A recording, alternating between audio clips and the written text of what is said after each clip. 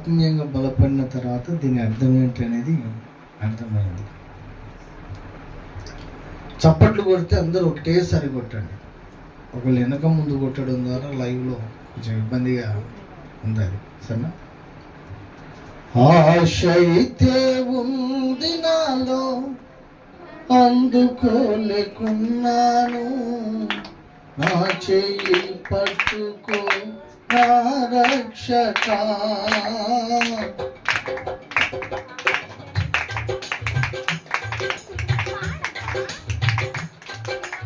ఆశ అయితే ఉంది నాలో, అందుకోలేకున్నాను, నా చెయ్యి పట్టుకో నా రక్షక.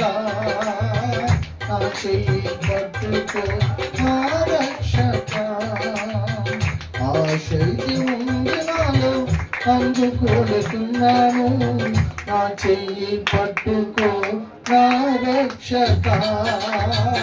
నా చెయ్యి పట్టుకో నా యేసయ్యా. ఆశ అయితే ఉంది నాలో, అందుకోలేకున్నాను, నా చెయ్యి పట్టుకో నా రక్షక. నా చెయ్యి పట్టుకో నా యేసయ్యా. పాడదాం. ఆశ అయితే ఉంది నాలో, అందుకోలేకున్నాను, నా చెయ్యి పట్టుకో నా రక్షక. నా చెయ్యి పట్టుకో నా యేసయ్యా. నీలోనే నేను నిలవాలని, నీ ఆత్మలో నేను నడవాలని. నీలోనే నేను నిలవాలని, నీ ఆత్మలో నేను నడవాలని.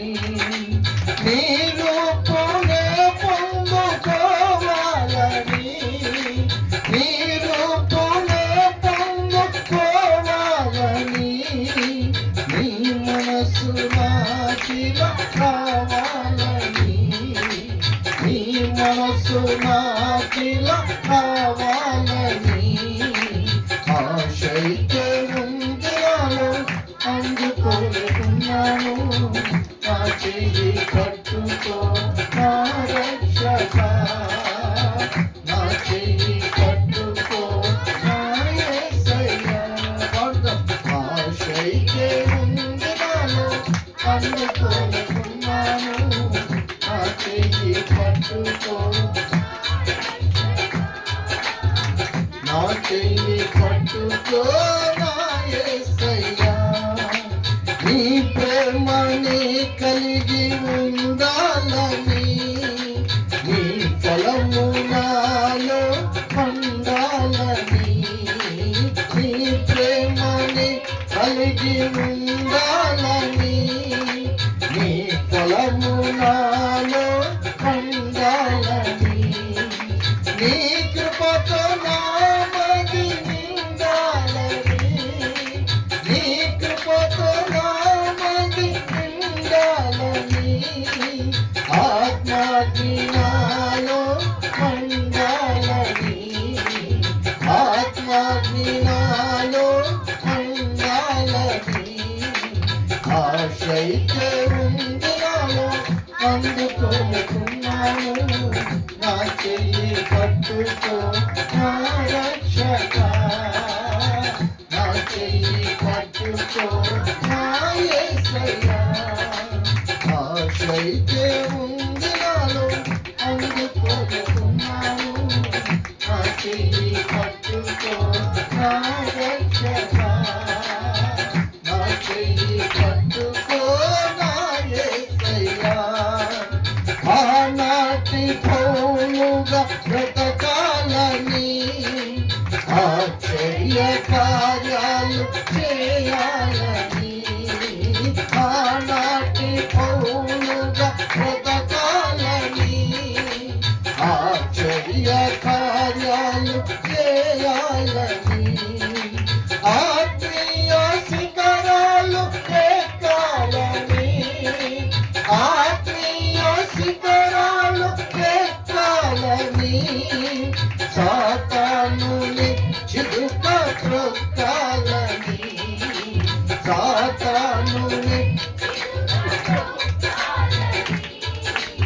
ఆశైతే ఉంది నాలో అందుకోలేకున్నాను.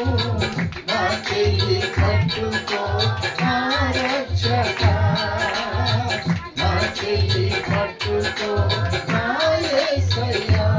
అర్థం ఆశైతే ఉంది నాలో అందుకోలేకున్నాను. నా చెయ్యి రక్షక, నా చెయ్యి పట్టుకో నా యేసయ్యా. మరొకసారి ఆశైతే ఉంది నాలో అందుకోలేకున్నాను. నా చెయ్యి పట్టుకో నా రక్షక, నా చెయ్యి పట్టుకో నా యేసయ్యా. ఆనాటి పౌలుగా బ్రతకాలని ఆశ్చర్య కార్యాలు చేయాలని, ఆనాటి పౌలుగా బ్రతకాలని ఆశ్చర్య కార్యాలు చేయాలని, ఆత్మీయ శిఖరాలు ఎక్కాలని, ఆత్మీయ శిఖరాలు ఎక్కాలని, సాతానుని చిరుక త్రొక్కాలని, సాతానుని చిరుక త్రొక్కాలని, ఆశైతే ఉంది నాలో అందుకోలేకున్నాను. నా చెయ్యి పట్టుకో నా రక్షక, నా చెయ్యి పట్టుకో నా యేసయ్యా. స్వరమెత్తి ఆశైతే గ్లోరీ, నా చెయ్యి పట్టుకో నా రక్షక, నా చెయ్యి పట్టుకో నా యేసయ్యా. ఆశైతే ఉంది నాలో అందుకోలేకున్నాను. నా చెయ్యి పట్టుకో నా రక్షక, నా చెయ్యి పట్టుకో నా యేసయ్యా. ప్రార్థన చేసుకుందాం. ప్రేమ నమ్మకము కలిగిన తండ్రి, పరిశుద్ధుడానికి స్తోత్రములనైనా ఇంతవరకు పాటలతో స్తుతి ఆరాధనతో నిన్ను స్తుతించే కృపించారు. నీకు వందనాలు. ఈ సమయంలో ఈ ఆదివారము నాడు మేము కూడుకున్న ఉద్దేశము నీ శరీరములోను నీ రక్తములోను పాలుబొందు నిమిత్తమై నీ సన్నిధానంలోకి వచ్చి ఉండగా ప్రభువా, ఈ వాక్యము చేత మాతో మాట్లాడి మా లోపాలేమిటో మాకు తెలియపరిచి నీ పరిశుద్ధ రక్తము చేత మమ్మల్ని కడిగి పరిశుద్ధపరిచి నీ బలకై మమ్మల్ని సిద్ధపరచమని వేడుకుంటున్నాం. వాక్యమును వివరింపబోతున్న నీ దాసుడు వాడు తన దోషములను తన అపరాధములను క్షమించి కడిగి పరిశుద్ధపరిచి రెండంతల ఆత్మ అభిషేక తైలముని దాసుని మీదికి పంపించి మా అందరితో మీరు మాట్లాడమని, మీరు మాట్లాడుతుండగా మా ప్రాణాత్మ శరీరములలో నీ సున్నతి కార్యము మారు మనస్సు కార్యము జరుగుటకు మీరు సహాయము చేయము. అందున్న సమయం అంతా నీ కృపకు అప్పగిస్తున్నాను. దాసుడు బలహీనుడు ప్రభువా, అభిషేకించి వాడుకోమని నీ దాసుని నీ కృప కలిగిన చేతులకు అప్పగించుకుంటూ ఆటంకపరచుచున్న సకల అంధకార చీకటి శక్తులను నజరేయుడైన యేసు నామములో దూరంగా పారదోలుతూ మమ్మల్ని నీ కృపకు అప్పగించుకుంటూ వినగలిగే చెవులను గ్రహించే మనస్సును మాకు దయచేయమని యేసుక్రీస్తు పుణ్యనామంలో సమర్పించి ప్రార్థించి అడిగి వేడుకుంటున్నాము తండ్రి. ఆమేన్. హల్లెలూయా. బయట చక్కటి వర్షం పడుతుంది. దేవునికి స్తోత్రం.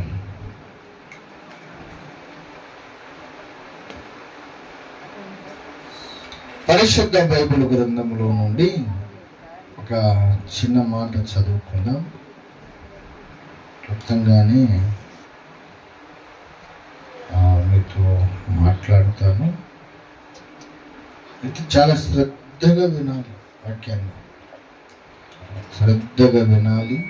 వినన వాక్యము మనసులో భద్రం చేసుకోవాలి. భద్రం చేసుకున్న వాక్యాన్ని ఇంటికి వెళ్ళిన తర్వాత మరలా దాన్ని ధ్యానం చేయాలి. ఇంకొక మాట ఏంటంటే, మనం ఆదివారం వినిన వాక్యము వారమంతా మనం ఆ వాక్యాన్ని జ్ఞాపకం చేసుకుంటూనే ఉండాలి. ఏ పనిలో ఉన్నా,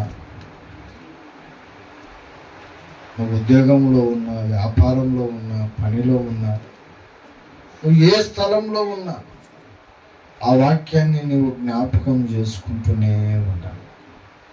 అప్పుడు ఆ వాక్యము నుండి వచ్చే ఫలము, వాక్యము నుండి వచ్చే ఆశీర్వాదము నీవు పొందుకుంటావు. దేవునికి స్తోత్రం, హల్లెలూయా. ఒకసారి 2 చేతులు పైకెత్తి బిగ్గరగా చెప్దాం, హల్లెలూయా. దేవునికి మహిమ కలుగును గాక. పరిశుద్ధ బైబిల్ గ్రంథములో నుండి సామెతల గ్రంథము, జ్ఞాని అయిన సొలొమోను రాసినటువంటి సామెతల గ్రంథము 12వ అధ్యాయము 28వ వచనాన్ని చదువుకుందాం. నీతి మార్గమునందు జీవము కలదు, దాని త్రోవలో మరణమే లేదు.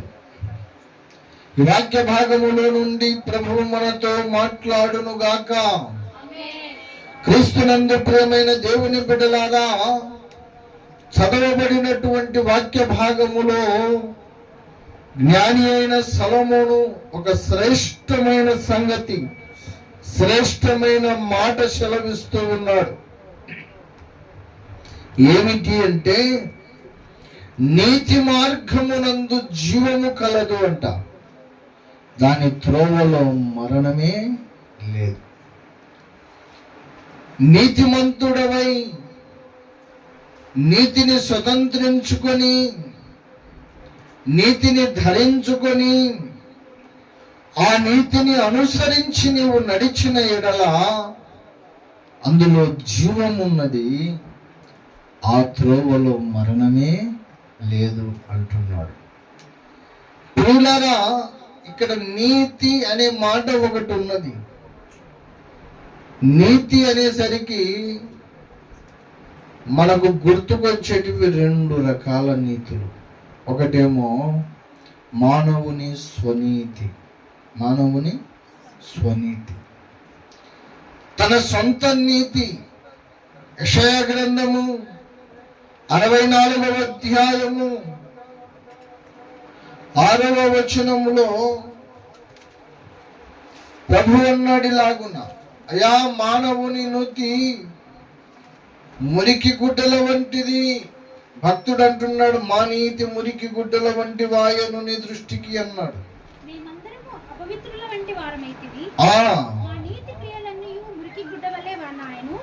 మా నీతి క్రియలన్నీ మురికి గుడ్డ వలె ఆయను, మేమందరం ఆకు వలె వాడిపోతుంది. ఏమండి, మేమందరము అపవిత్రులము వంటి వారమైతిమి, మా నీతి క్రియలన్నీ మురికి గుడ్డల వంటివి. మానవుని నీతి మురికి గుడ్డ వంటివి. ఎందుకు దేవుడు మురికి గుడ్డ వంటి దాంతో పోల్చాడు? భక్తుడు ఎందుకు మురికి గుడ్డతో పోల్చుకొని తన నీతిని చెప్పుకుంటున్నాడంటే, మానవుని నీతి మురికి గుడ్డ వంటిది. ఇప్పుడు ఉతుకుతాం అనుకో, ఇప్పుడు చాలా తెల్లగా దగదగ మెరుస్తుంది, సాయంత్రానికి అది మాసిపోతుంది. గుడ్డ ఎంతసేపు, మనం ధరించిన బట్టలు ఎంతసేపు ఉంటుంది, అది ఎంతవరకు ఉంటుంది అంటే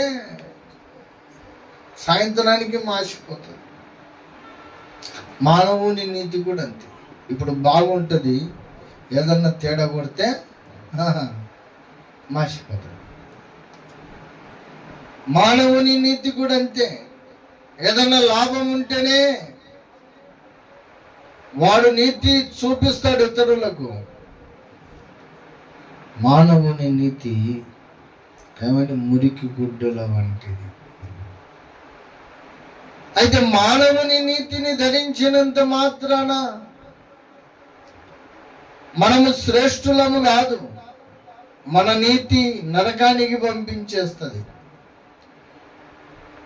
ఈ రోజుల్లో చాలా మంది నీతిమంతుణ్ణి కావాలని, కడుక్కున్న పాపాలన్నీ పోవాలని, నేను పరిశుద్ధుని కావాలని రకరకాల ప్రయత్నాలు చేస్తూ ఉన్నారు.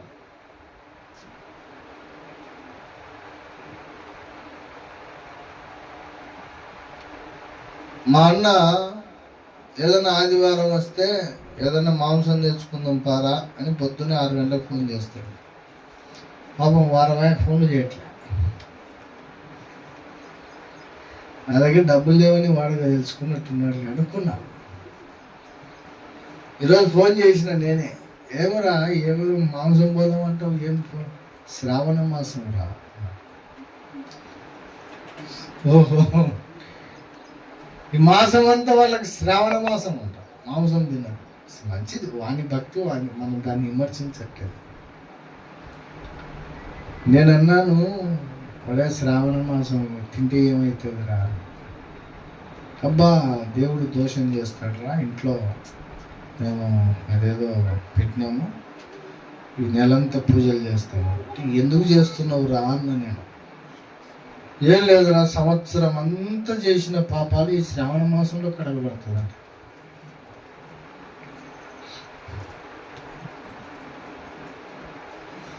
మాంసం తినకపోతే నీతిమంతుడు అవుతావా? మాంసం తినకపోతే నీతిమంతుడు అవుతావా? అది తిండిరా బాబు, దాంట్లో ఏముంది? మాంసము కూరగాయలు తిన్నా ఒకటే, మాంసం తిన్నా ఒకటే. అది తిండి, మనం తినే తిండి, దాంట్లో నీతి న్యాయాలు ఏముండవు. మన కడుపు నింపుకొనికే దేవుడు వాటిని సృష్టించాడు. అది తిననంత మాత్రాన, ఇక మిగతావి తిననంత మాత్రాన నువ్వు నీతిమంతుడవు కాలేవు. ఉంటే పూర్తి ఉపవాసం ఉన్నా ఉండు ఈ నెలంతా. అంటే అట్లా ఉండాలంట. తినేటివన్నీ తింటారు కానీ మాంసం ఒకటి తినరు. వాళ్ళని విమర్శించట్లేదు, కానీ నీతిమంతుని అయిపోవాలని మానవుడు రకరకాల ప్రయత్నం చేస్తున్నాడు. దాన ధర్మాలు చేస్తున్నాడు, పుణ్యాలు చేస్తున్నాడు, ఏదేదో. తిండి లేని వాళ్ళకి తిండి పెడితే నీతి వస్తుంది అనుకుంటున్నాడు. బట్ట లేని వానికి బట్ట ఇస్తే నీతి వస్తుంది అనుకుంటున్నాడు. ఇంకా ఎవరికైనా సహాయం చేస్తే నీతి వస్తుంది అనుకుంటున్నాడు. అయ్యా బైబిల్ అంటుంది, నువ్వు ఇవ్వద్దని చెప్పట్లేదు. విధవరాలను, దిక్కులేని వారిని ఆదరించి సహాయము చేయుటయే భక్తి అనేది బైబిల్లో. ఇవ్వాలా, నీతి కోసం కాదు అది ఇచ్చేది. నువ్వు ఇస్తే నీకు ఇవ్వబడుతుంది. దాని కొరకు ఇమ్మన్నాడు దేవుడు. నువ్వు ఒకళ్ళకి సహాయం చేస్తే నీకు ఇంకొకళ్ళు ఎవరైనా సహాయం చేస్తారు. ఈరోజు ఉండి కూడా ఒకళ్ళు కష్టాల్లో ఉన్నప్పుడు సాయం చేయలేదనుకో, రేపు నువ్వు కష్టాల్లో ఉన్నప్పుడు ఇంకొకడు సాయం చేయడు. ఇవ్వడం నీకు ఇవ్వబడును అనే మాటను బట్టి చెప్పాడు, కానీ నువ్వు ఇస్తే నీకు నీతి దొరుకుతుందని చెప్పలేదు. మానవుని నీతి అంతా కూడా మురికి గుడ్డల వంటిది. ఇప్పుడు బాగుంటుంది, 1 గంటకు మాసిపోతుంది. కానీ ఇంకొక నీతి ఉన్నది, అది దేవుని నీతి. ఆ నీతిని నీవు ధరించుకొని ఆ నీతి మార్గంలో నువ్వు నడవగలిగితే ఆ మార్గము నీకు జీవము అంట. రెండోది, ఆ మార్గంలో ఏం లేదంట, మరణమే లేదు. ఆ మార్గంలో మరణమే లేదు. ఆ మార్గము నీకు జీవమైన మార్గం. ఏ మార్గము? దేవుని నీతిని ధరించుకున్న మార్గం. దేవుని నీతిని ధరించుకున్నట అనగా అర్థం ఏమిటి? ఎలా ధరించుకుంటాం దేవుని నీతిని? దేవుని నీతిని ధరించుకోవటము ఎలాగా? దేవుని నీతి మనకి ఎలా దొరుకుతుంది? అని మనం ఆలోచన చేస్తే, ఒక మనిషిని మనం ధ్యానం చేస్తే దేవుని నీతి ఎట్లా దొరుకుతుందో మనకు అర్థమవుతుంది. ఆ మనిషి పేరు అబ్రహాము. ఏం పేరు? గట్టిగా చెప్పండి. అబ్రహాము. అబ్రహాము జీవితంలో చాలా ప్రాముఖ్యమైన ఘట్టాలు ఉన్నాయి. ఒక 3 విషయాలు మీ దృష్టికి తీసుకొస్తాను. మొట్టమొదటి విషయము, రోమీయులకు రాసినటువంటి పత్రిక 4వ అధ్యాయము 13వ వాక్యము చదవండి. రోమీయులకు రాసిన పత్రిక 4:13.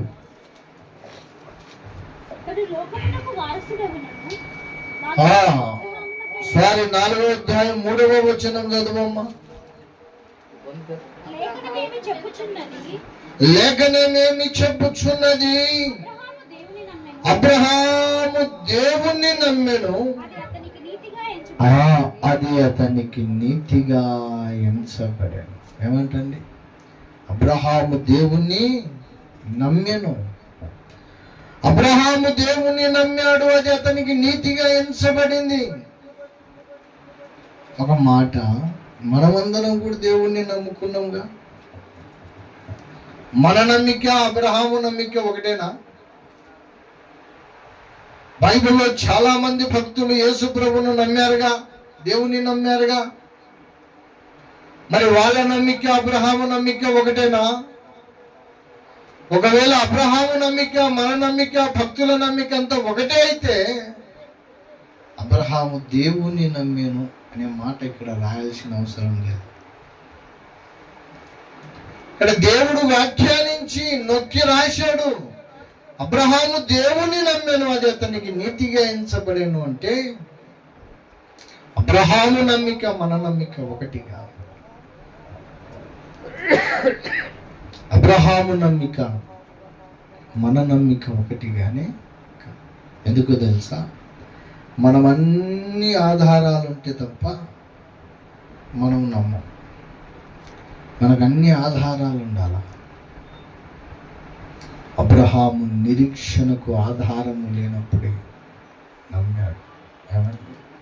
చూడండి 18వ వచనంలో, నీ సంతానము ఇలాగు ఉండునని చెప్పిన దానిని బట్టి తాననేక జనములకు తండ్రి అగున్నట్లు నిరీక్షణకు ఆధారము లేనప్పుడు అతడు నిరీక్షణ కలిగి నమ్మాడు. నిరీక్షణకు ఆధారమే లేదు, నమ్మనికి అవకాశం లేదు. అక్కడ లోకానికి చెప్తే నవ్వుతుంది లోకం. అందుకే శార నవ్విందట.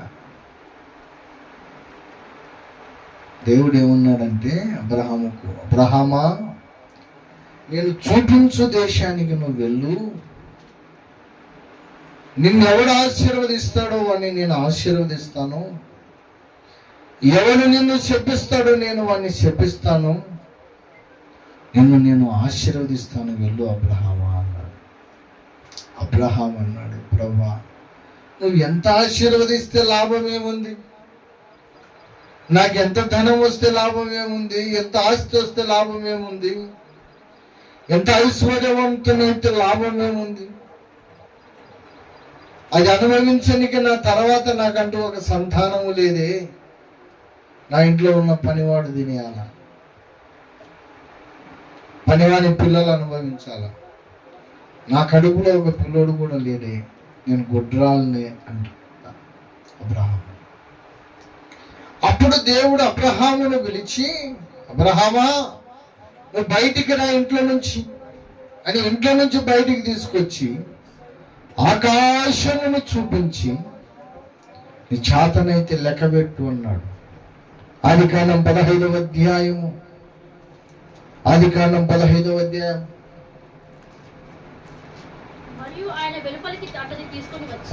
5వ వచనం. మరియు ఆయన వెలుపలికి అతనిని తీసుకొని వచ్చి నీవు ఆకాశము వైపు తేరి చూచి నక్షత్రములను లెక్కించుటకు నీ చేతనైతే లెక్కించుమని చెప్పి నీ సంతానం అలాగున ఉండునని చెప్పాడు. దేవుడు బయటికి తీసుకొచ్చి ఆకాశాన్ని చూపించాడు.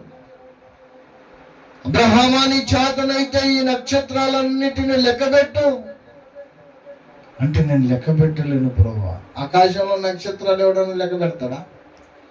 మీరు ఎప్పుడైనా లెక్క పెట్టారా? ఎవరం పెట్టలేము. నేను లెక్క పెట్టలేను ప్రభువా అన్నాడు. అప్పుడు దేవుడు అన్నాడు, నీ సంతానం అలాగున. అబ్రహాము ఆ మాట నమ్మాడు. అబ్రహాము దేవుడు చెప్పిన మాట నమ్మి దేవుడు చూపించిన దేశానికి బయలుదేరి వెళ్ళిపోయాడు. అబ్రహామును దేవుడు మాట్లాడి పంపించిన నాటికి అబ్రహాముకు 75 సంవత్సరాలు. 75 సంవత్సరాల వయసులో ఉన్నప్పుడు దేవుడు చెప్పి పంపించాడు. దేవుడు నాకు పిల్లలను ఇస్తాడని ఎదురు చూస్తున్నాడు. 100 సంవత్సరాలు వచ్చేసింది వయసు, ఇంకా పిల్లలు పుట్టలే. 100 సంవత్సరాలు 25 సంవత్సరాలు ఎదురు చూశాడు అబ్రహాం. 1-2 సంవత్సరాలు 25 సంవత్సరాలు ఎదురు చూశాడు సంతానము కొరకు. మనం చూస్తామా? దేవుడు సాయంత్రం చెప్పాడంటే పొద్దునకి చేసేయాలి, రాత్రికి రాత్రి లంక బిందెలన్నీ మన ఇంట్లో కుమ్మరిచ్చేయాలి, రాత్రికి రాత్రి మనం కోటీశ్వరులం కావాలి. యా దేవుడు ఉన్నాడు అమ్మా, ఇంతగా ప్రార్థన చేస్తున్నాను నేను. ఆడపోయింది, నా రోగం పోలే, నా కష్టం పోలే, నా అప్పులు పోలే అనే అమ్మలు ఉన్నారు చాలామంది. నా దగ్గర ఒక ఆమె వస్తున్నాయి, ఆ పేరు చెప్తే బాగుండదు, మీకు అందరికీ తెలుసు కాబట్టి. యా దేవుడు ఉన్నాడులే సార్, నువ్వు భలే పిలుచున్నావు కానీ నాకు ఇంత. ఆమె జీవితంలో 10 నిమిషాలు ప్రార్థన చేయదు. ఆదివారం వచ్చి ఇక్కడ పండుకొని పోతుంది. నేను ఆమెను చూసినప్పుడల్లా మొత్తుకుంటుంటా. ఎంత మొత్తుకున్నా నిద్రపోతూనే ఉంటుంది. ఏమన్నా చెప్తే బాధపడుతుందని నేను పాపం మనసు చంపుకొని, సరే వచ్చేతోళ్ళని ఎందుకు కాదనాల. చర్చిలోకి వచ్చి కూడా సరిగ్గా వాక్యం వినదు, ప్రార్థన చేయదు, ప్రార్థన జీవితం లేదు. మళ్ళీ అసుంకులమ్మలు పోరేలమ్మల దగ్గర కనిపిస్తుంటుంది ఆమె అంటది, నేను పోయి చర్చికి రమ్మంటే యా దేవుడు ఉన్నాడులే, ఇంత రాంగ ప్రార్థన చేస్తుంటే నా రోగం ఇంత రాంగ ప్రార్థన చేస్తుంటే నా రోగం పోకునుంది, నా రోగాన్ని తీసేయలేకపోతున్నాడు దేవుడు అంటున్నాడు. ఉండే తల్లి నీకు సిగ్గు లేదు అంటున్నాడు. నీకు సిగ్గు లేదు, నేను పిలుస్తున్నందుకు నాకు మానం లేదు. రోజుకి ఎంత ప్రార్థన చేస్తున్నావు అన్నా. ఏం చర్చకొచ్చి చేస్తుండేదా ప్రార్థన? నువ్వు చేయబెట్టి చేస్తుండేదా నా మీద? నేను చేయబెడితే పోతే తల్లి రోగము, నువ్వు చేసుకోవాలా ప్రార్థన. ప్రతి ఉదయాన్నే దేవుని పాదాలు పట్టుకుని ఏడ్చినావా ఎప్పుడన్నా? అనుభవం లేదు. ఏదైనా అవసరమైతే దేవుని దగ్గర కన్నీరు గార్చినావా? అనుభవం లేదు. ఏమండి, ఏదో గట్టిగా మనం మాట్లాడితే మంచి మంచి వాక్యాలు వెతికి, మాటలు వెతికి చెప్తే దేవుడు కరుణిస్తారనుకుంటారు చాలామంది. ఈ మాటలు పనికిరావు. దేవుని దగ్గరికి నువ్వు పోయినప్పుడు నువ్వు ఏ పదాలతో దేవునికి పిలుస్తున్నావు, ఏ పదాలతో దేవునికి అడుగుతున్నావు అని చూడడు. ఏమో ఆయనకు తెలియని పదాలా, ఆయనకు రాని భాషనా? నీ హృదయంలో ఎంత దుఃఖము నిండుకుందో చూస్తాడు ఆయన. నువ్వు ఎంత కన్నీరు గారుస్తున్నావు అనేది చూస్తాడు ఆయన. హన్నా వెళ్ళి ప్రార్థన చేస్తుంది దేవుని సన్నిధిలో. భర్త ఇంకొక స్త్రీని పెళ్లి చేసుకున్నాడు, ఈమెకు పిల్లలు పుట్టలేదని. ఈమె తర్వాత పెళ్లి అయిన భార్య, రెండో భార్యకేమో పిల్లలు పుట్టినారు. ఆమె ఎగతాళి చేస్తుంది, లోకం ఎగతాళి చేస్తుంది. ఆమె ఆ బాధ తట్టుకోలేకపోతుంది. నాకు లోకమంతా కొట్టుకోవాలంటుంది, నా తర్వాత నా భర్తను పెళ్లి చేసుకున్నామే, పిల్లలు కనింది, నాకు పిల్లలు లేరు అని అన్న చాలా బాధపడి దేవుని సన్నిధికి వెళ్ళి ఏడుస్తుంటే ఏలి అనుకున్నాడు, సేవకుడు అనుకున్నాడు ఈమె తాగి వచ్చింది అనుకున్నాడు. పై రూపాన్ని చూస్తే ఆమె బాధ, ఆమె దుఃఖాన్ని చూస్తుంటే ఈమె తాగి వచ్చి యాక్షన్ చేస్తున్నట్టు అనుకున్నాడు. కానీ దేవుడు తన హృదయాన్ని చూశాడు, మాట్లాడలేకపోతున్నాడు. ఆ దుఃఖములో మాటలు రావట్లే, ఆ బాధలో మాటలు రావట్లే, అసలు దేవునికి ఏం మాటలు చెప్పాలో తెలియదు. ఊరకని ఏడుస్తున్నాడు. దేవుడు ఆ కన్నీటిని చూశాడు. అంతే, శ్రేష్టమైన సమయాలనిచ్చాడు దేవుడు. అవునా? నువ్వు ప్రార్థనలో కూర్చుంటే నీ మాట కంటే నీ కన్నీరే ఎక్కువ దేవునికి కనపడాల. ఊరికనే నేను 4 మాటలు చెప్తే అయిపోయి దేవుడు కరుణించేయాలంటే అది కాదు. దేవుని సన్నిధిలో పాదాలు పట్టుకొని ఏడవాల. నీ హృదయం, అసలు అన్నను గురించి రాయబడిన మాట ఏంటో తెలుసా? తన హృదయం కన్నీటి రూపంలో కుమ్మరించిందంట దేవుని పాదాలు. గెత్సెమనే తోటలో యేసు ప్రభు దుఃఖ రూపములో తన చెమట రావాల్సింది, కన్నీరు రావాల్సింది, రక్తం వచ్చేసింది. అంతగా దుఃఖపడ్డాడు. అన్న తన హృదయం కన్నీటి రూపంలో పోసేసింది. దేవుని సన్నిధిలో ఒక్క రోజు నువ్వు ఏ రోజు ఏడ్చలేదమ్మా, 1 గంట ఏడవలేదు. ఈ రోగం పోవాలంటే యా నుంచి పోవాలి, దానికి మళ్ళీ గొప్ప ఇంత ప్రార్థన చేస్తే దేవుడు నన్ను బాగా చేయలేదు అంటున్నాడు. బుద్ధి లేకుండా ఏ రోజు ఏడ్చిన అనుభవం లేదు, ఏ రోజు మోకరించి అడిగిన అనుభవం లేదు. ఏమండి, అబ్రహాము దేవుడు చెప్పాడు, అబ్రహామా నేను చూపించు దేశానికి వెళ్ళు, నీకు సంతానం ఇస్తాను. అబ్రహాం అనుకున్నాడు నాకు లెక్కలేనంత మందిని పిల్లలని ఇస్తాడేమో దేవుడు అనుకున్నాడు. తీరా 25 సంవత్సరాలు ఎదురు చూస్తే ఒక్క కొడుకు లేడు. అసలుకు అయినా అబ్రహాము నమ్మాడు. అప్పటికి దేవుడు చెప్పాడు కదా చేస్తాడు అని నమ్మాడు. నువ్వు నేనైతే నమ్ముతామా? ఎన్ని రోజులు ఎదురు చూస్తాం మనం? నిరీక్షణకు ఆధారమే లేనప్పుడు నమ్మాడు. ఇంకొక మాట చెప్తున్నా, 2 మృతతుల్యులు వాళ్ళు. రోమా 4:19 చదువు. రోమా 4వ అధ్యాయం 19వ వచనం.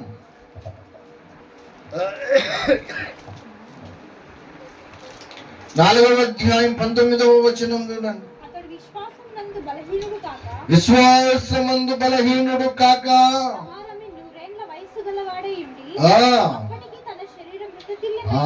తన శరీరము మృతతుల్యము, శారా గర్భము మృతతుల్యమైనట్టును ఆలోచించను గాని. ఏమంట? అప్పటికి 100 సంవత్సరాలు అయిపోయింది. అబ్రహాము తన శరీర బలమంతా ఉడిగిపోయింది. అబ్రహాము శవముతో సమానం, చనిపోయిన మనిషితో సమానం. పండు వృద్ధుడు ఇంకా ఏం చేస్తాడు? అవయవాలు ఉంటాయి కానీ ఏ అవయవాలు పనిచేయవు. ఆ స్థితిలో ఉన్నవాడు అబ్రహాము. శారా గర్భము మృతతుల్యము, శారా శ్రీధరము ఆగిపోయింది.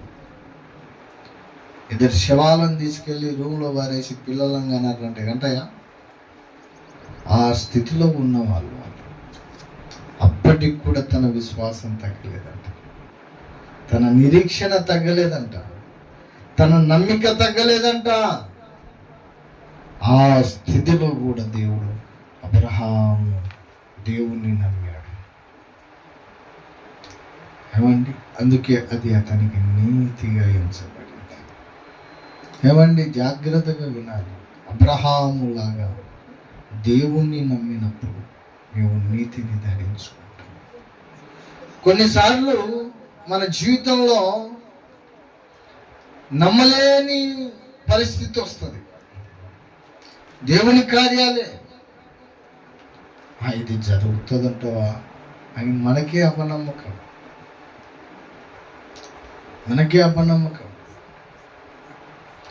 పాస్టర్ గారు అన్నారు నాతో, మన కర్నూలు ఉంటాడు ఆయన పాస్టర్ గారు. ఆయన చాలా పెద్ద ఆయన, బాప్టిస్ట్ దాంట్లో చాలా సంవత్సరాలు సేవ చేశాడు. చాలా చాలా లోతైన మర్మాలు చెప్పాడు వాక్యం. ఆయన వచ్చి ఒకరోజు అంటున్నాడు నాకు, జ్ఞాపకార్థ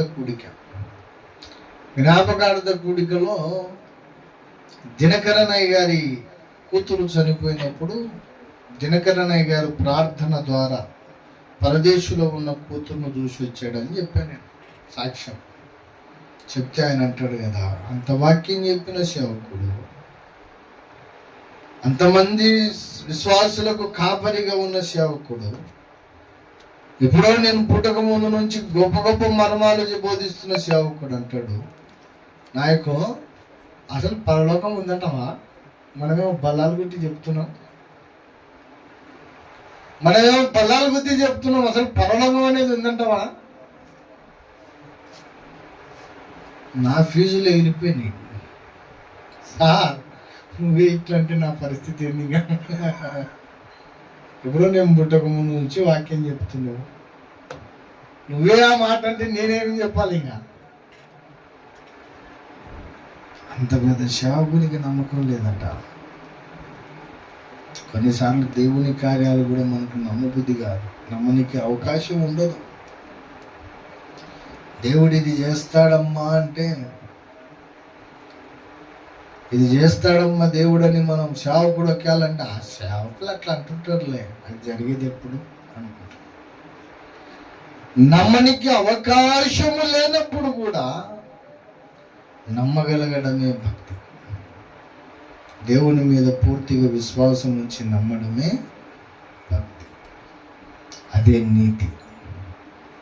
అబ్రహాములాగా మనం దేవుణ్ణి నిరీక్షణ లేని స్థితిలో కూడా, అవకాశము లేని స్థితిలో కూడా మనం దేవుని మీద పూర్తిగా నమ్మకం ఉంచి ముందుకు సాగడమే నీతి. ఏమండి, కొన్ని నమ్మి మనకు అనుకూలమైనటివి నమ్మి మనకు ప్రతికూలమైనటువంటి నమ్మక సగం అటు సగం ఇటు ఉండకూడదు. నీ విశ్వాసం సగం అటు సగం ఇటు ఉండకూడదు. నీ నమ్మిక సగం అటు సగం ఇటు ఉండకూడదు. ఆయన మీద పూర్తిగా నువ్వు నమ్మకం ఉంచేవాడవై, ఏమైనా చేయుటకు ఆయన శక్తి కలిగిన వాడు, సామర్థ్యం కలిగిన వాడని నువ్వు నమ్మాలి. అప్పుడు నీవు నీతిని ధరించుకుంటావు. ఇంకొక మాట చెప్తా, అబ్రహాము ఏమండి, యాకోబు రాసినటువంటి పత్రిక 2వ అధ్యాయము 21వ వచనం చదవండి. యాకోబు 2:21.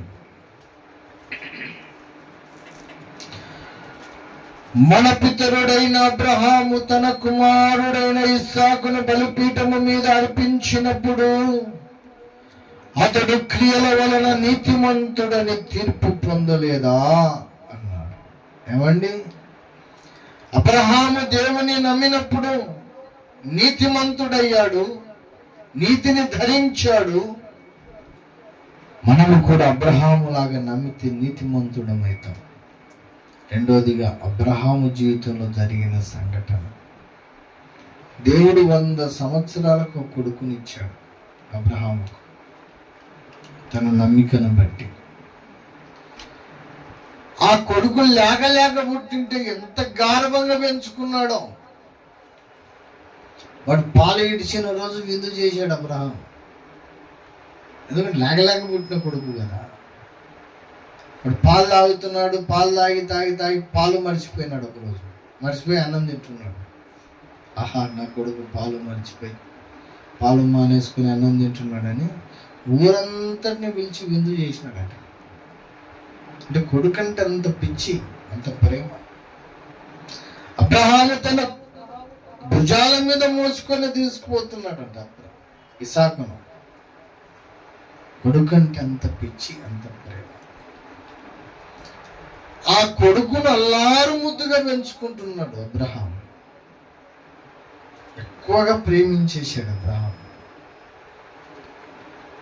అల్లారు ముద్దుగా పెంచుకుంటున్న కొడుకును ఒకరోజు దేవుడు అబ్రహామును పిలిచాడు. అబ్రహామా, అబ్రహామా అన్నాడు. చిత్తం ప్రభువా అంటే దేవుడు అన్నాడు, నీవు ప్రేమించుచున్న కుమారుని, నీకు ఒక్కడే ఉన్న కుమారుని నాకు బలి ఇచ్చేసే అబ్రహామా అన్నాడు.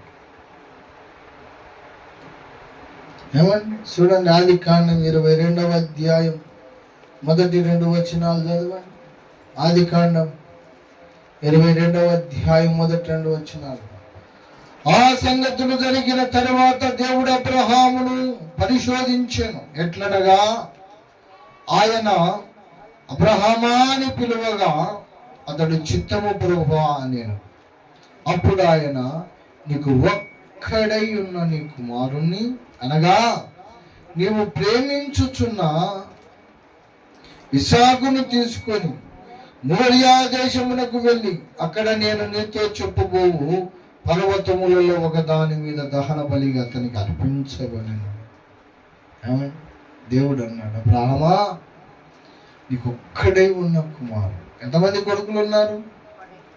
ఒక 12 మంది 13 మంది ఉంటే ఒకడు పోయిన బాధ లేదు అనుకుంటాడు. వాడు ఉన్నదే ఒక్కడు. కొడుకుల కోసమే ఆయన దేశాన్ని వదిలొచ్చినాడు. లేక 100 సంవత్సరాలు కొడుకునిచ్చాడు. లేక దేవుడు ఇచ్చినాడు అని గారభంగా పెంచుకుంటుంటే దేవుడు వచ్చి మళ్ళా వాడిని బలి ఇచ్చేయి అబ్రహాం అన్నాడు. ఎంత న్యాయం అది? న్యాయం అంటాడా? నువ్వు నేనైతే ఆ స్థితిలో ఉంటే దేవుడిని పట్టుకుంటావా? వద్దే వద్దు నైనా, ఈ దేవుడే వద్దు నాకంటావు. లేక ఒక కొడుకునిచ్చి ఆ కొడుకుని చంపేయండి. ఎవడు చంపుతాడు? పోని 12 మంది కొడుకులు ఉన్నోడైనా చంపుకుంటాడా? ఒక 20 మంది పిల్లలు ఉన్నాడు అయినా నీకు 20 మంది పిల్లలు ఉన్నారు కదా, ఒకరిని చంపేయండి, చంపుతావా మనం? 20 కాదే తల్లి, 100 మంది ఉన్నా ఒక కొడుకుని చంపలేము. బలిస్తామా? మాకు తెలిసిన మా బంధువు ఉన్నాడు ఒక ఆయన. వాడు మగ పిల్లల కోసం పిల్లలను గంటూ సుమారుగా 7 మంది ఆడపిల్లలు కట్టాడు. 7 మంది ఆడపిల్లల తర్వాత 8వ వాడు కొడుకు పుట్టినాడు. వాడికి 8 కానుపులు వాళ్ళ భార్య. వాడు చేసేది కొండగొట్టాలా బతకాలా? 7 మంది ఆడపిల్లలు ఎక్కడి నుంచి సాగుతాడు?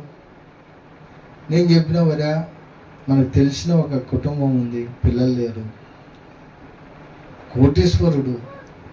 ఒక బిడ్డనిచ్చేది వాళ్ళకు చాలా చక్కగా సాక్కుంటారు, బాగా చదివించుకుంటారు. హే నీకు బుద్ధి ఉందా అన్నాడు వాడు.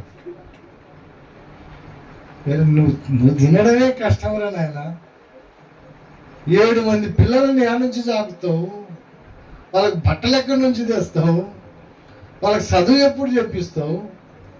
ఈ కాలంలో ఒకళ్ళని దాకడమే కష్టం. 7 మంది పిల్లలను దాకలేవురా. ఒక బిడ్డని ఇచ్చేయాలంటే నేను అడక తినైనా సాగుతా కానీ నా బిడ్డలకి ఇయ్యనట్టు. నేను అడక తినైనా సాగుతా కానీ నా బిడ్డలకి ఇయ్యను. బిడ్డ కడుపులో పుట్టిన బిడ్డ కానీ కొడుకు కానీ కొంచెం దూరం అయితే తట్టుకోలేమే మనం. అవునా? హాస్టల్లో వదిలి రావాలంటే వాడెంత ఏడ్చాడో మనం ఎంత ఏడ్చాం వాడా. అంత మమకారం పిల్లల మీద తల్లిదండ్రులకు. అది అబ్రహాముకు లేక ఒకడు ఉంటున్నాడు. వాడిని చంపే అనడం ఎంత న్యాయం? అది న్యాయమా? దేవుడు చెప్పినాడు చక్కగా వాడిని పట్టుకొని పోతున్నాడు. అబ్రహాం ఇంట్లో సారాకి చెప్తే అవి బనిస్తుందా? దేవుడు వద్దేమో దొండుగానైనా నువ్వు లేక పుట్టినోడు వాడిని పోయి ఇచ్చేస్తానంటావని భార్య ఒప్పుకోదేమని భార్య ఎప్పుడు చెప్పలే, సారా కూడా చెప్పకుండా వాడిని పట్టుకొని పోతున్నాడు. విచిత్రం ఏందో తెలుసా, వాళ్ళు దారిలో పోతుంటే కొడుకు అడుగుతున్నాడు, తండ్రి అంటే ఏం కుమారుడా అన్నాడు. ఏమన్నా చూడండి 7వ వచనం చూడండి. ఇస్సాకు తన తండ్రి అయిన అబ్రహాముతో నా తండ్రి అని పిలిచాను. అందుకతడు ఏమి నా కుమారుడా అన్నాడు. అప్పుడు అతడు నిప్పులను కట్టెలను ఉన్నవి కానీ దహన బలికి గొర్రెపిల్ల ఏది అని అడుగగా, యాడికి పోతున్నాం తండ్రి మనము అంటే దేవునికి బలి ఇవ్వనిగా పోతున్నాం రా, మరి నిప్పులున్నాయి కట్టెలున్నాయి గొర్రెపిల్ల ఏడుంది? ఏమండి ఒక మాట చెప్తా, ఆ గొర్రె పిల్లవి నువ్వేరా అని తండ్రి చెప్పింటాడా? ఆ గొర్రె పిల్ల నువ్వేరా అని తన మనసులో అనుకొని ఎంత కుమిలిపోయింటాడు తండ్రి. మన ఎంత గారవంగా పెంచాడు, ఎంత ప్రేమించేవాడు. ఆ గొర్రె పిల్లవి నువ్వేరా అని చెప్పింటాడా కొడుకుకు? పోనీ ఆ గొర్రె పిల్ల నా కొడుకే అని తలంచినప్పుడు ఎంత బాధపడి ఉంటాడు, ఎంత ఏడ్చింటాడు, ఎంత కుమిలిపోయింటాడు తండ్రిగా. ఒక్క మాట నేను ఇవ్వలేనులే ప్రభా అని చెప్పలేకపోయాడు అబ్రహాం. దేవుడు అడిగాడు, అంతే ఇచ్చేయాలి అని పట్టుకొని వెళ్ళిపోతాడు. ఏమండి, దేవుని కొరకు దేవుడు చెప్పిన పని కొన్నిసార్లు మనం చేయాలంటే కొన్ని అడ్డంకులు వస్తాయి, కొన్ని ఇబ్బందులు కలుగుతాయి.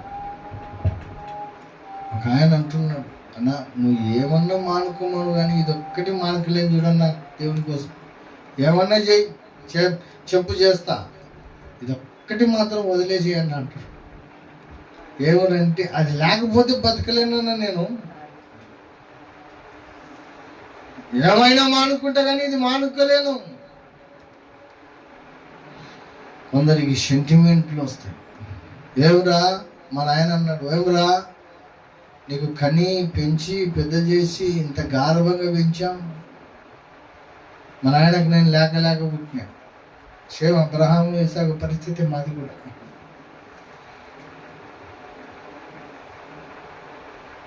మా నాయన తాండలో నేను ఎవరికైనా తిరిగితే మూసి నవ్వులు నవ్వుతాడు, ఎవడన్నా నన్ను తిరిగితే వాటిని పట్టుకొని అని తోలు తీస్తుండే. ఊరికి పోయి ఏదైనా పొట్లం చేస్తే నేను తిన్న తర్వాత మిగిలితే అందరు తినాలా. విచిత్రం చెప్తున్నా, అందరికీ కొరన్నం అయితే నాకు ఒక్కడికి కొట్టాను. ఇంట్లో లేక పుట్టానండి.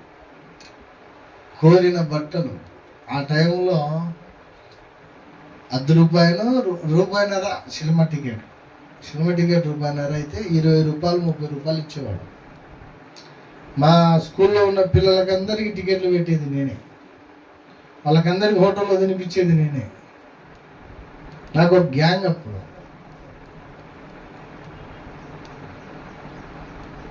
నాతో పాటు బడికి వచ్చే పిల్లలకందరికీ వాళ్ళ నాయనోళ్ళు పావులా ఇస్తే 10 పైసలు బురుగులు కొనుక్కొని మళ్ళీ 10 పైసలు మధ్యాహ్నానికి పెట్టుకుంటుంటాడు. మా నాయన 10 రూపాయలు ఇస్తున్నాడు బడికి. ఆ కాలంలోనే 10 రూపాయలు ఎన్ని రోజులు తినాలా? నా పక్కనోడు రోజుకు పావులా తింటున్నాడు, నేను 10 రూపాయలు ఎన్ని రోజులు తినాలా? మళ్ళీ ఇంటికి పోయేలో 10 రూపాయలు మిగిలేదు కాదు. నా దగ్గర ఉన్న పిల్లలకి అందరికీ నేనే కొనిచ్చాను. అంత గారవంగా పెంచాడు మా నాయన. ఎవరా నేను ఇంత గారవంగా పెంచుతీ కదరా, నాకంటే నీకు యేసుప్రభు ఎక్కువైపోయినాడా అన్నాడు. నేనన్నా, నువ్వు నా కోసం ప్రాణం ఏం చేయలేదు కదా, నువ్వు నా కోసం రక్తం ఏం గార్చలేదు కదా, నేను చచ్చిపోతే నాకు పరలోకం నువ్వు ఇవ్వవు కదా, యేసుప్రభు ఇస్తావు. నువ్వు కూడా యేసుప్రభు నవ్వుకు నీకు కూడా పరలోకం ఇస్తావు. నేను ఒకరోజు ఒక మాట అన్నా, నేనంటే చాలా ఇష్టం కదా నీకు, నేనంటే చాలా ప్రేమ కదా, నేను ఉండే స్థలంలో నువ్వు కూడా ఉండాలంటే నువ్వు కూడా యేసుప్రభు నమ్ముకున్నాను. ఇది అట్టిట్ట తిరిగి అంతా యేసుప్రభు నమ్ముకుంటాడు తప్ప ఏం మాట అన్నాడు వీడు. మన అరే అట్టిట్ట తిరిగి మొత్తం యాడికి పోయినా మళ్ళీ లాస్ట్కు యేసుప్రభు నమ్ముకున్న కాడికి వస్తావు కదా. చాలాసార్లు మన జీవితంలో కొన్ని కష్టమైనట్టు ఉంటాయి. వాటిని కూడా దేవుని కొరకు విడిచిపెట్టేవాడవై ఉండాలి. విడిచిపెట్టేదానవై అదొక్కటే నేను నరకానికి తీసుకెళ్ళేది. ఇదొక్కటి తప్ప ఇంకేమన్నా చెప్పని అంటారు చాలా మంది. అదొక్కటేనా నిన్ను తీసుకెళ్ళేది నరకానికి. అబ్రహాము తన కుమారుని అర్పించుటను బట్టి అతడు నీతిమంతుడయ్యాడంట. యాకోబు పత్రిక ముగించేస్తున్న 2వ అధ్యాయము 24వ వచనం చదవండి. మనుష్యుడు విశ్వాస మూలమున మాత్రము కాక క్రియల మూలమును నీతిమంతుడని ఎంచబడునని మీరు దీనిని వలన గ్రహించితిరి. అబ్రహాము తన కుమారుని అర్పించలేదు. అర్పించే టయానికి దేవుడు ఆపాడు. అబ్రహామా, నువ్వు నా కోసం నీ కొడుకునైనా పోగొట్టుకుంటావని నాకు తెలుసు. నేనంటే ఎంత ప్రేమిస్తావో చూద్దామని చిన్న పరీక్ష పెట్టినాను. అని వదిలేసి వానికి బదులు ఎదుగో పొట్టేలు ఉంది అడగోసి అన్నాడు. అబ్రహాము కొడుకుని అర్పించలేదు. కొడుకుకు బదులు పొట్టేల్ని అర్పించాడు. కత్తెత్తేసినాడు. వేసేలోపు దేవుడు ఆపేశాడు. కానీ యాకోబు పత్రికలో యాకోబు అంటాడు, అర్పించినప్పుడు అంటాడు. అంటే మానసికంగా అర్పించేశాడు, మనస్సులో అర్పించేశాడు. నా కొడుకుతో నేను తిరిగి వస్తాననే నిరీక్షణ లేదు అబ్రహాముకు. ఇద్దరం కలిసి వెళ్తున్నాం. కొడుకు నాడు అర్పించేసి నేను ఒక్కరిని రిటర్న్ వస్తాను అనుకున్నాడు అబ్రహాం. అందుకే అబ్రహాము దానిని బట్టి నీతిమంతుడయ్యాడు. ఏమండి, మొదటిది దేవుణ్ణి నమ్మినప్పుడు నీతిమంతుడు. రెండవది దేవుడు చెప్పినది అది ఎంత కష్టమైనా అది చేయగలిగినప్పుడు నువ్వు నీతిమంతుడు. ఇంకొక మాట చెప్పి ముగించేస్తా. ఏమండి, యెషయా గ్రంథము 40వ అధ్యాయము చూడండి. యెషయా గ్రంథము 40వ అధ్యాయము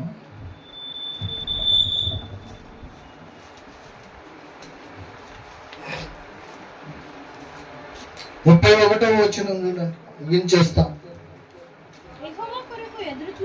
యెహోవా కొరకు ఎదురు చూచువారు నూతన బలమును పొందుకు.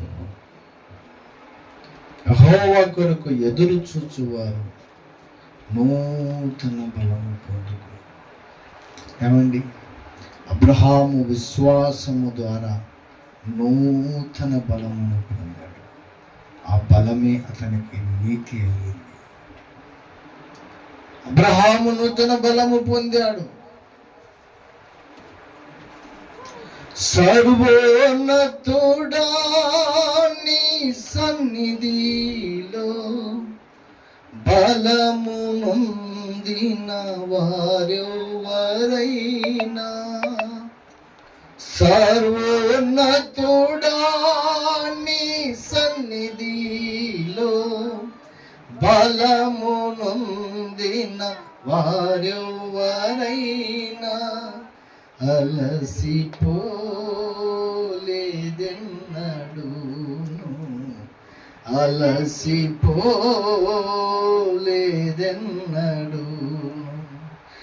ఏమని వర్ణింతు నీ కృపను, ఏరులై పారేని నా గుండెలోనా. ఏమని వర్ణింతు నీ కృపను. ఏమండి, అబ్రహాము జీవితంలో ఇంకొక చివరి ఘట్టం ఒక మాట చెప్తా. ఆదికాండం 24వ అధ్యాయం తీయండి. ఆదికాండం 24వ అధ్యాయం తీయండి. మొదటి వాక్యం చదవండి. అబ్రహాము బహుకాలము గడిచిన వృద్ధుడై ఉండెను. అన్ని విషయములలోనూ యెహోవా అబ్రహామును ఆశీర్వదించెను. అబ్రహాము ఇంకా బహుకాలము వృద్ధుడైపోయాడు. కొడుకు చిన్నోడు పెద్దగైపోయాడు. పెళ్లి వయసు వచ్చేసింది. అప్పటికే ఇంకా అబ్రహాము చాలా ముసలోడైపోయాడు. కొడుకు పుట్టినప్పుడు 100 సంవత్సరాలు, ఇంకొడుకుకి 25 సంవత్సరాలకు పెళ్లి చేస్తున్నాడు అనుకో, అప్పటికి ఎంత అవుతుంది? నీకు 125 సంవత్సరాలు అయిపోయి. 125 సంవత్సరాల ముసలోడు ఎట్టుంటాడు? పండు వృద్ధుడు, నడుము వంగిపోయి ఉంటుంది, కట్టె వచ్చేసి ఉంటుంది, అద్దాలు వచ్చేసి ఉంటుంది, బలం ఏం సరిపోదు. ఆ బహుకాలము గడిచిన వృద్ధుడు అంటే అప్పటికే ముసలోడే శానాలలో అయిపోయింది, చాలా రోజులు అయిపోయింది. అనుకున్నాడు అబ్రహాము, ఇక నేను ముసలోని అయిపోయినాను కదా, నా కొడుకును ఒక సంబంధం చూసి పెళ్లి చేస్తే బాగుంటుంది అనుకొని ఎలియాజరును పిలిచి తన స్వదేశానికి పంపించి ఒక అమ్మాయిని తీసుకొచ్చి కొడుకుకు పెళ్లి చేశాడు, రిబ్కాకు పెళ్లి చేశాడు, ఇస్సాకు. పెళ్లి చేసిన తర్వాత ముసలోడు ఏం కావాలి? ఇప్పుడు మీరు ముసలోళ్ళు అయి ఉన్నారనుకో, మీ పిల్లలకు పెళ్లి చేశారనుకో, తర్వాత మీ స్థానం ఏంది? ఏం చేస్తాం? ఒక రూమ్ తీసుకుంటాం, ఒక మంచం తీసుకుంటాం, ఇంకా ఆ మంచంలో ఉంటాం. కోడలు వండి పెడితే తినేసి ఆడ ఇంటికి కావాలి ఉండి ఉంటాం. ముసలోళ్ళ పని అది, అంతే కదా. మన కలెక్టర్ గారు, కలెక్టరో ఎస్పీ ఎవరో అనాథ వృద్ధాశ్రమాల గురించి చెబుతూ ప్రసంగం చేశాడు. మన ఇళ్ళలోనంట మాస్టర్ బెడ్రూమ్, చిల్డ్రన్ బెడ్రూమ్, దేవుని గుడి అని కట్టుకుంటాం. కొంచెం ఉన్నోళ్ళు కట్టుకుంటారు కదా. నీళ్ళల్లో కూడా దేవుని గుడి అని పెడతారు కదా సపరేట్గా. ఇది దేవుని గుడి, అది మాస్టర్ బెడ్రూమ్, ఇది చిల్డ్రన్ బెడ్రూమ్ అని పెట్టుకుంటాం. కానీ ప్రతి ఇంట్లో తల్లిదండ్రులకంటూ ఒక బెడ్రూమ్ ఉండాలంట, పేరెంట్స్ బెడ్రూమ్. ప్రతి ఇంటికి పేరెంట్స్ బెడ్రూమ్ ఒకటి ఉండాలి బాబు. మాస్టర్ బెడ్రూమ్ లేకపోయినా బాధ లేదు, చిల్డ్రన్ బెడ్రూమ్ లేకపోయినా పేరెంట్స్ బెడ్రూమ్ ఒకటి ఉండాలి.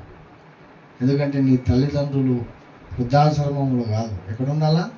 నీ ఇంట్లో వాళ్ళకంటూ ఒక రూమ్ ఉండాలి అని ఎస్పీ గారు చెప్పారు. నాకు మంచిగా అనిపించింది అన్నమాట, చాలా మంచిదే కదా అనిపించింది. అబ్రహాము కూడా ఇట్లా ఒక రూమ్ ఎన్నుకొని ఒక మంచం చూసుకొని ఉండాలి అబ్రహాము. ఇంకా కోడలను కొడుకును వాళ్ళు పెట్టేది తిని ఉండాలి. కానీ ముసలోడు ఏం చేసినాడు చూడండి, 25వ అధ్యాయం మొదటి వచనం. 25వ అధ్యాయం మొదటి వచనం. అబ్రహాము మరలా ఒక స్త్రీని వివాహము చేసుకొనెను. వరిని పాసు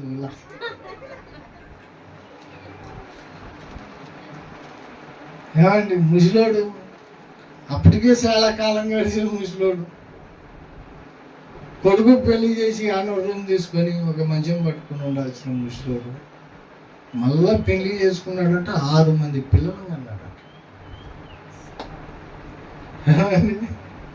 ఇప్పటికే బహుకాలము గడిచిన వృద్ధుడు అబ్రహాము మరలా పెళ్లి చేసుకుని 6 మంది పిల్లలు అన్నాడు. యేసుని నమ్మేడి వారు ఆయన ఉచిత కృపతో నీతిమంతులయ్యెదరు. యేసుని నమ్మేడి వారు ముసలితనం గుణవారు చిగురు పెట్టి ఫలింతురు. ముసలితనం గుణవారు చిగురు పెట్టి ఫలింతురు. ప్రసిద్ధి చేతురు ప్రభుని.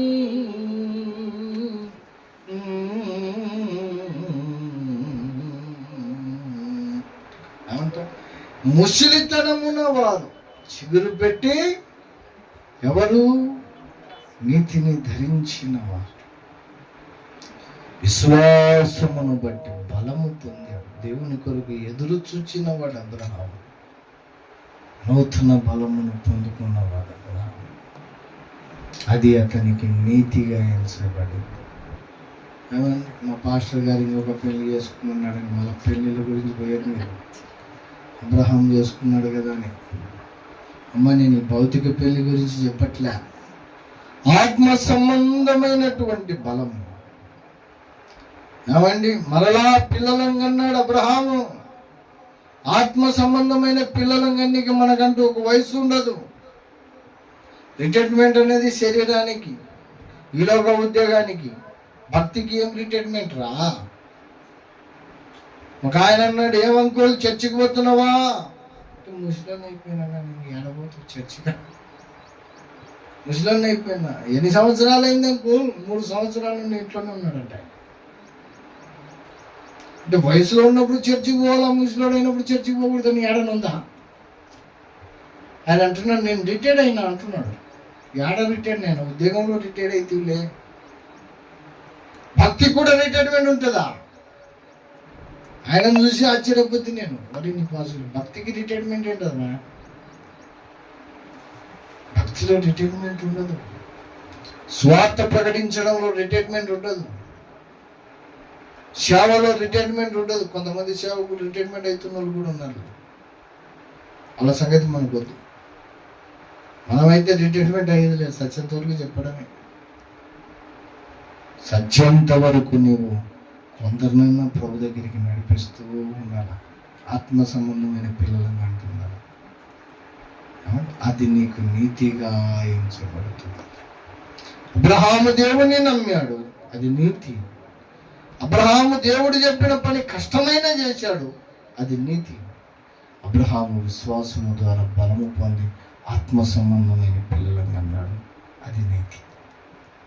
ఈ నీతిని ధరించుకొని ఈ నీతి త్రోవలో నువ్వు నడిచినప్పుడు అంట, ఆ త్రోవ నీకు జీవ మార్గాన్ని ఇస్తుంది.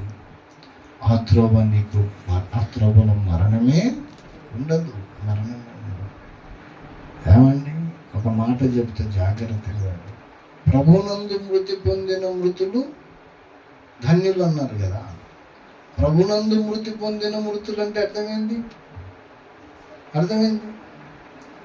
ఒక మాట, చివరి మాట చెప్తున్న, జాగ్రత్తగా విను. ఇది నీ జీవితానికి అవసరమవుతుంది. చాలామంది యేసు ప్రభువుని నమ్ముకున్న కొత్తలో బాగుంటారు, మధ్యలో ఏమవుతారు? ఆ మార్గంలో నుండి తప్పిపోతారు. ఇప్పుడు హైవే ఉంది మనకు, ఇక్కడ నుంచి హైవే ఉంది. కర్నూలు నుండి హైవేలో వస్తున్నప్పుడు ఇక్కడ TV9కు యూటర్న్ ఉంటుంది ఒకటి.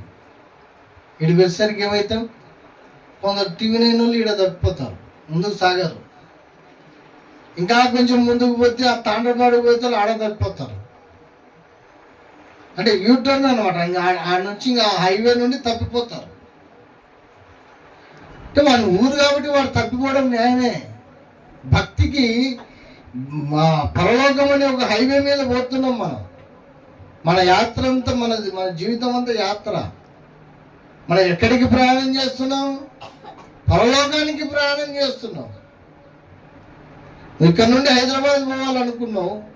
హైదరాబాద్కి పోతున్నప్పుడు ఎన్ని యూటర్న్లు ఉంటాయి? దారి తప్పిపోనికి ఎన్ని మార్గాలు ఉంటాయి? కొన్ని లక్షల మార్గాలు.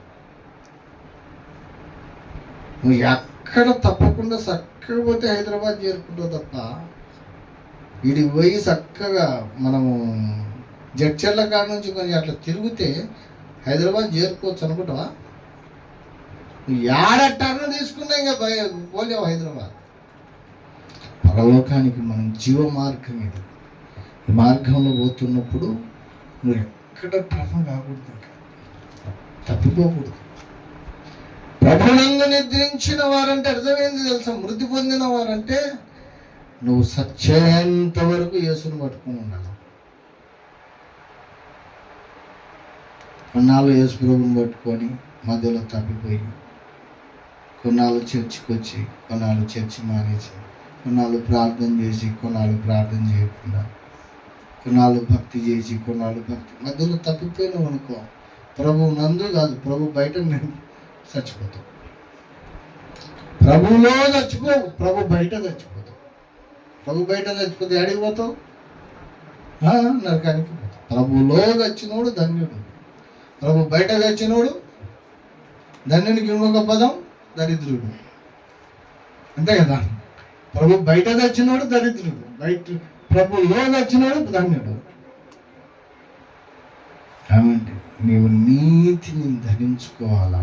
ఆ జీవ మార్గంలో, నీతి మార్గంలో పరలోకము చేరే వరకు ఎన్ని కష్టాలున్నా నష్టాలున్నా. ఏమండి, నేను వచ్చి హైదరాబాద్ చేరే లోపు ఉదాహరణ చెప్తున్నాను. నేనే పోతున్నాను అనుకో, పోత మధ్యలో నా బండి పంచర్ అయిందనుకో, ఏం చేస్తా? ఇంకా ఆగిపోయి హైదరాబాద్ వదిలి అనుకుంటానా? కష్టపడి దాన్ని పంచర్ చేసుకొని మళ్ళీ ముందుకు సాగుతా. ఇంకా కొంచెం దూరం పోయినా పెట్రోల్ అయిపోయింది అనుకో, మళ్ళీ ఏం చేస్తా? మళ్ళీ ఆడ బండి నిలబెట్టి అదొక ఆటో పట్టుకొని పెట్రోల్ బంక్ దగ్గర పెట్రోల్ పోసుకొని మళ్ళీ దాంట్లో పోసుకొని మళ్ళీ సాగు. యా కష్టం వచ్చినా, యా ఇబ్బందులు వచ్చినా, కొంచెం కష్టము ఇబ్బందులు అయినప్పుడు కొంచెం బ్రేక్ అవుతుందేమో. కానీ ఇప్పుడు ఇంకొకటి, నేను పోతూనే ఉన్నా, మంచి స్పీడ్ మీద పోతున్నా, 60, 70, 80 పోతున్నా. ఏడన్నా స్పీడ్ బ్రేక్ వచ్చింది. స్పీడ్ బ్రేక్ వచ్చినప్పుడు నా స్పీడ్ ఎంత అవుతుంది? 20 లెక్క వచ్చేస్తుంది, 10, 20 లెక్క వస్తుంది. అలా స్లో చేసుకుంటా ఆ స్పీడ్ బ్రేక్ దాటుతా, మళ్ళీ ఆ స్పీడ్ పెంచుకుంటా. భక్తి కూడా అట్టాడిదే. మనం పోతూ పరలోకానికి పోతూ ఉన్నప్పుడు మధ్యలో పంచర్లు అవుతాయి కొన్నిసార్లు. ఈ భక్తి ఏం వద్దులేదు, నేను ఆడ ఆగిపోకూడదు, మళ్ళా అంతే చేసుకో. యాదవ ఇబ్బందులు వస్తాయి, ఆర్థిక ఇబ్బందులు, అనారోగ్య ఇబ్బందులు, కష్టాలు ఇష్టాలన్నీ వస్తాయి. ఆడ సరి చేసుకోవాలా, కొంచెం కష్టమో నష్టం సరి చేసుకోవాలా, ముందుకు సాగా. కొంత దూరం పోయినాక పెట్రోల్ అయిపోతుంది. ఆడ ఎట్టో గిట్టు దాన్ని సిద్ధపరచుకోవాలా, మళ్ళీ ముందుకు సాగాలి. అప్పుడప్పుడు స్పీడ్ బ్రేక్లు ఉంటాయి. వాళ్ళ భక్తి చేసినవి లేరు, ఇవాళ ఒక్కరోజు పోకపోతే ఏం కాదులేరా, ఏం చర్చికి ఈరోజు పోకపోతే ఏమన్నా కొంపలు మునుగుతుందా అంటారు కొందరు పక్కన.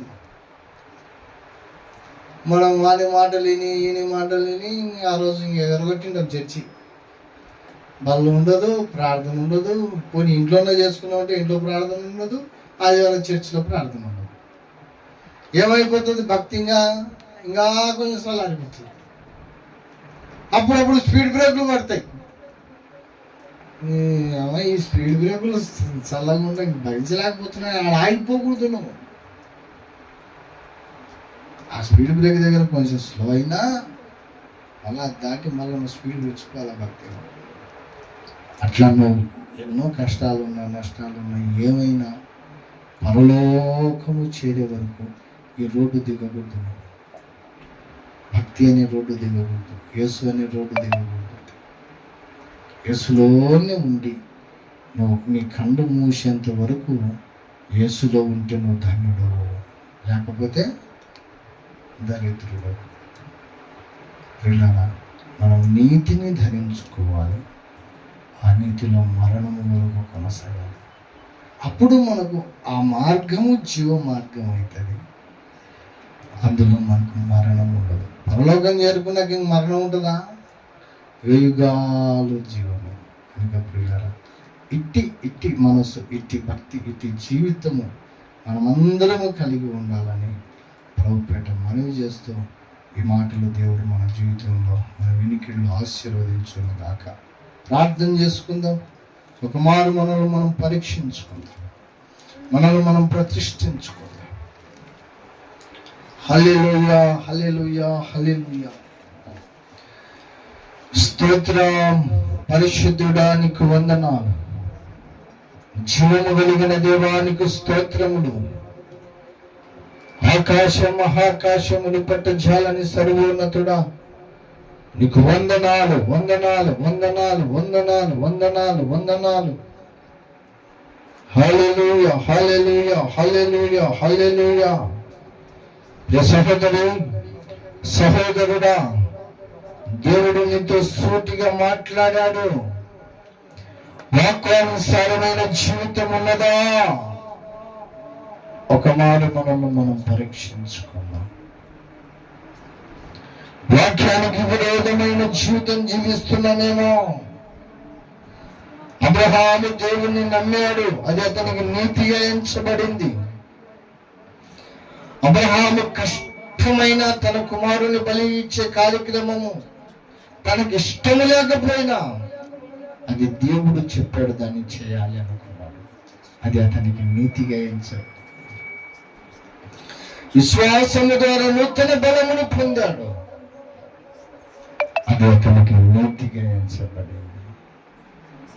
సహోదరి, సహోదరుడా, ఆ నీతిని ధరించుకొని ఆ నీతి మార్గములను మరణము వరకు వెళ్ళాలి. నీవు కను మూసినంత వరకు, లేకపోతే ప్రభు వచ్చినంత వరకు నువ్వు ఆ మార్గము విడిచిపెట్టకూడదు. ఆ భక్తిలోనే నడవాలి. ఎన్నో కష్టాలు వస్తాయి, ఇబ్బందులు వస్తాయి, ఇరుకులు వస్తాయి, ఆర్థిక ఇబ్బందులు వస్తుంది, అనారోగ్య సమస్యలు వస్తుంది. మనల్ని చెడగొట్టే వాళ్ళు, మన భక్తిని పాడు చేసే వాళ్ళు అనేకులు ఉంటారు. ఎన్ని వచ్చినా, ఎన్ని అడ్డంకులు వచ్చినా నువ్వు ఆ రోడ్డు దిగకూడదు. నీతి అనే రోడ్డు దిగకూడదు, భక్తి అనే రోడ్డు దిగకుండా కొనసాగితే ధన్యురాలు అవుతావు. ఎలాగున్నావో ఒక మాట నిన్ను నువ్వు పరీక్షించుకో, ఒక మాట నిన్ను నువ్వు ప్రతిష్ఠించుకో, ఒక మాట నిన్ను నువ్వు ఆలోచన చేయి. ఇన్ని రోజులు ఎలాగ బ్రతికావో, ఎన్నిసార్లు తప్పిపోయావు, ఎన్నిసార్లు వచ్చావు, ఒకసారి జ్ఞాపకం చేసుకో.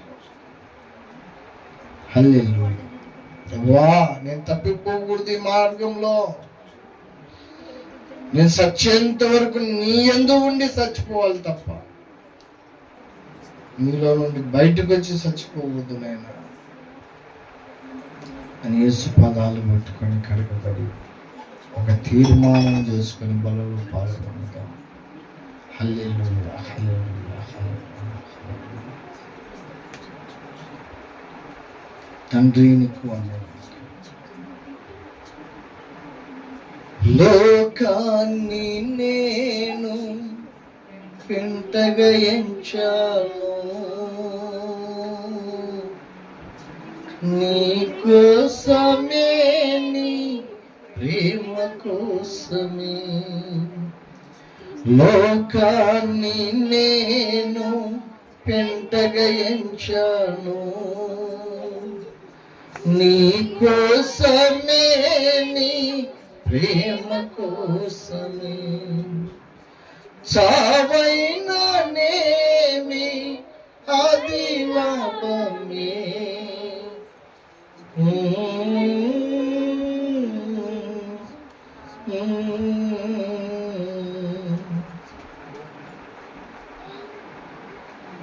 పౌలు భక్తుడు అంటున్నాడు, చావు నాకు లాభము, మరణమైన నాకు లాభము. ఎందుకు తెలుసా? ఆ జీవ మార్గం, ఆ నీతి మార్గం విడిచిపెట్టలేదు. అందులోనే కష్టం వచ్చిన, నష్టం వచ్చిన, దుఃఖం వచ్చిన, బాధ వచ్చిన, ఆర్థిక ఇబ్బందులు వచ్చిన, అనారోగ్య ఇబ్బందులు వచ్చిన, లోకము నిందించిన, ఎవరు ఏమన్నా ఆ మార్గాన్ని నేను విడిచిపెట్టలేదు. అందుకే మరణము నాకు లాభమైంది అనుకున్నాడు. నీ సాక్ష్యం అలాగున్నదా? నీ భక్తి అలాగున్నదా? నీ జీవితం అలాగున్నదా? సహోదరి, సహోదరుడు, సూటిగా దేవుడు నీతో మాట్లాడాడు. ఒక మారు నేను పరీక్షించుకొని ఒక ప్రతిష్టతతో కూడిన ఒక తీర్మానం చేసుకొని మనలో పాల్గొందాలని నీకు మనవి చేస్తూ ఉన్నాను. హల్లెలూయా, హల్లెలూయా, హల్లెలూయా. ప్రభువానికి వందనాలు. మాతో మాట్లాడినందుకు స్తోత్రాలు. ప్రకటింపబడిన వాక్యానుసారమైన జీవితం లేదేమో, మనల్ని మనం జ్ఞాపకం చేసుకుందాం. అంతేకాదు, గడిచిన వారంలో ఎక్కడెక్కడ ప్రభుని గాయపరిచామో, ఎక్కడ ప్రభు చేయొద్దన్న పనిని చేశామో, ఎక్కడ చేయమన్న పనిని చేయక మానామో అక్కడల్లా ఆయన పాదాలు పట్టుకొని కడగబడతాం. దైవజనునిగా నన్ను నేను పరీక్షించుకున్నట్టుకు కొద్ది నిమిషాలు మౌనం అవుతున్నాను. కొన్ని నిమిషాలు మీకు సమయం ఇస్తున్నాను. ఎవరంతటి వాళ్ళే ప్రార్థన చేసుకోండి. ప్రభు దగ్గర పశ్చాత్తాపడండి. ప్రభా, ఈ వాక్యానుసారంగా బ్రతకడం నాకు నేర్పి అని చెప్పండి. ఆయనకు మనం సమర్పించుకుందాం. మీకు సమయం ఇస్తూ నేను సమయం తీసుకుంటూ కొద్ది నిమిషాలు మౌనం అవుతున్నాను.